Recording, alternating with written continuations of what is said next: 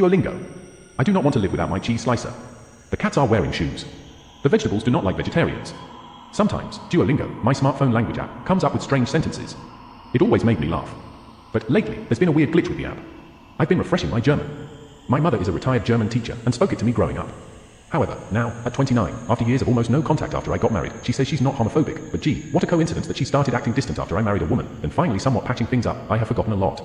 I don't want to lose my knowledge, and German can be useful for work. I decided to take the placement test, then start from the basics again. My understanding is great, but I can't spell and have little grasp of grammar or the gender of items. Everything in German has either a masculine, feminine, or neutral gender. It's a pain in der Arsch, I think it's called.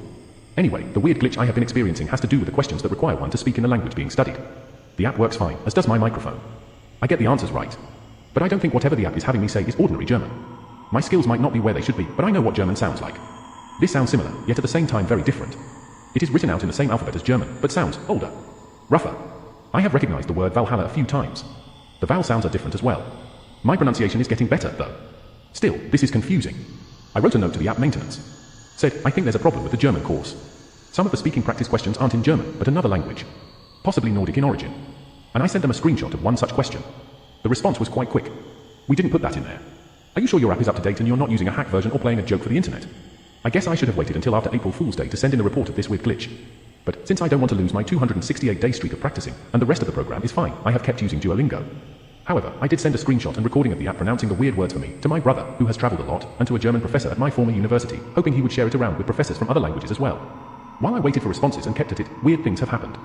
I mean, okay, global warming has been causing weird weather patterns lately, but whenever I practice outdoors and say one of the weird phrases, I hear thunder or see lightning, and often, a storm starts soon after.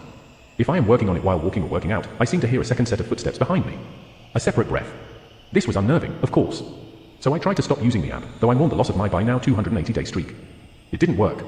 I lost some time the next day, and when I, for lack of a better word, woke up, I found myself in the middle of a lesson. I can't seem to stop using it. And today, I saw something strange.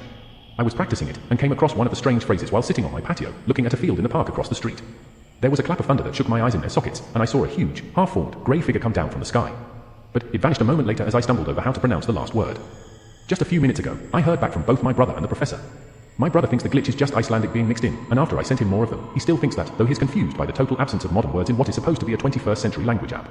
The professor had shared the glitch around, until finally, it reached a medieval history colleague of his. I received an email with both of them copied onto it. It's Old Norse.